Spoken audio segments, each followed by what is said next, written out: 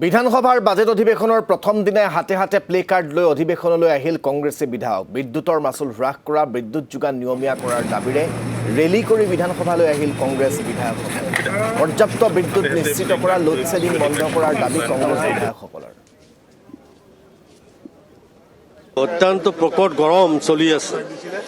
এই সময়ত দেখা যায় যে বিজুলীৰ ক্ষেত্ৰত একটা লুকুবাকু চলি আছে, লোড শ্বেডিং চলি আছে। বহু গাঁও অঞ্চলত ট্ৰান্সফৰ্মাৰ বিকল হৈ আছে। বিভিন্ন ক্ষেত্ৰত দেখা গৈছে মানুহৰ জ্বলাকলা অৱস্থাৰ সৃষ্টি হৈছে। গতিকে তাৰ কাৰণে আমি আজি ৰাইজৰ এই সমস্যা আজি বিধানসভাত উত্থাপন কৰিবলৈ আমি ইতিমধ্যে এডজৰ্ণমেণ্ট মোচন আমি দিছোঁ।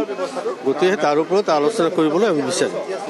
মূল্য বৃদ্ধি হৈছে, তাৰ ওপৰত আপোনালোকে কওক। আমি তাৰ ওপৰতে আজি আলোচনা কৰিছোঁ। পলিটিকেল কথাবিলাক আমি ৰাজীৱ ভৱনত পাতিম।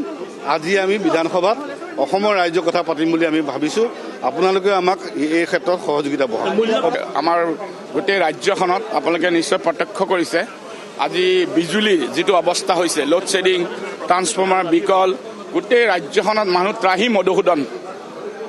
চৰকাৰে চকুটো অলপ খুলি চাওক, যাৰ কাৰণে আমি এডজৰ্ণমেণ্ট মোচন মুভ কৰিম আমাৰ বিৰোধী দলে। কাৰণ ৰাজ্যখনত মানুহে ত্ৰাহি মধুসূদন। কাৰণ এনেকুৱা অৱস্থাত মানুহ কেনেকৈ জীয়াই থাকিব? হস্পিটেলত বেমাৰী ট্ৰিটমেণ্ট কেনেকৈ হ'ব? ল'ৰা ছোৱালী কেনেকৈ পঢ়িব?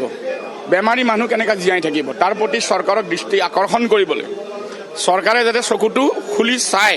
আজি প্ৰথম দিনাই এখন আমাৰ অত্যন্ত জৰুৰী এইখন আমাৰ অধিৱেশন। কাৰণ এখন লং টাৰ্মৰ বাজেট, ইয়াত বাজেট পেছ হ'ব। এখন গুৰুত্বপূৰ্ণ অধিৱেশন। এই দুখন প্ৰথম দিনাই আমি চৰকাৰক দৃষ্টিগোচৰ কৰিবলৈ এইটো কৰিছোঁ।